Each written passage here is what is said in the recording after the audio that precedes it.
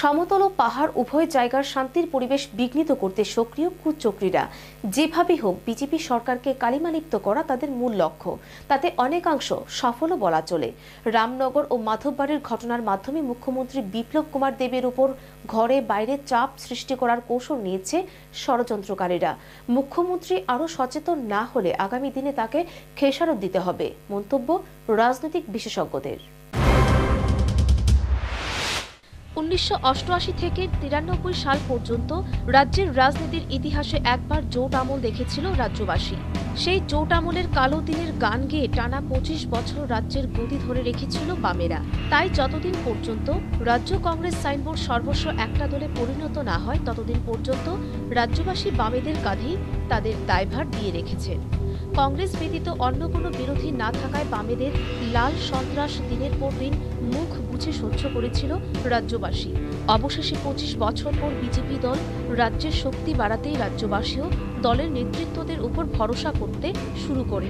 BJP নেতৃত্বদের উপর রাজ্যবাসীর আস্থা কতটা তা 2018 সালের 18 ফেব্রুয়ারি ইভিএমই তা প্রকাশ করে।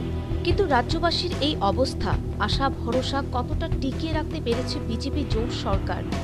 শুভবুদ্ধি সম্পন্ন মহলের বক্তব্য, 1988 থেকে 93 সালের জোট আমলের প্রতিচ্ছবির পুনরাবৃত্তি ঘটেছে এক শ্রেণীর নব্য বিজেপি আশ্রিত লোকজনের জন্য।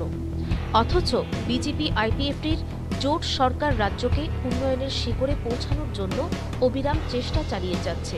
মাত্র কদিন আগে বিজেপির সর্বভারতীয় সভাপতি রাজধানীতে বুক চিতিয়ে বলেছিলেন, বিপ্লব সরকারের আমলে আইনের শাসন প্রতিষ্ঠা হয়েছে ত্রিপুরায়।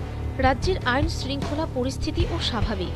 কিন্তু এক শ্রেণীর নব্য বিজেপি বিপ্লব সরকারকে কালিমালিপ্ত করার যে প্রয়াস শুরু করেছে তা ধীরে ধীরে স্পষ্ট হয়ে উঠেছে।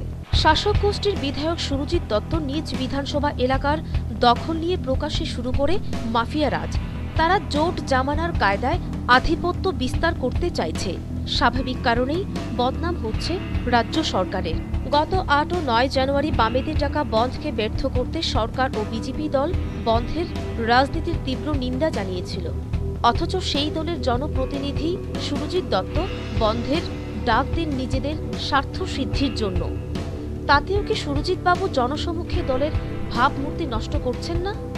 গোটা রাজ্যের সহজ সরল উপজাতিদের খেপিয়ে বিশৃঙ্খলার পরিবেশ তৈরি করতে সক্রিয় কুচক্রীরা। এখানেও সরকারকে কালিমালিপ্ত করতে ষড়যন্ত্র করছে বিশেষ একটা মহল। এই অবস্থায় মুখ্যমন্ত্রী বিপ্লব কুমার দেবের উচিত আরও কঠোর পদক্ষেপ নেওয়া। তবেই রাজ্যের আইন শৃঙ্খলা আরও বেশি সুসংগঠিত হবে।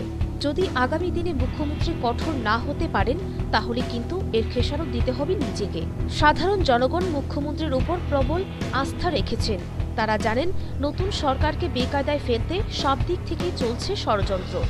মনে রাখতে হবে বিপ্লব দেবও বিচক্ষণ, তার রাজনৈতিক দূরদর্শিতা অনেক।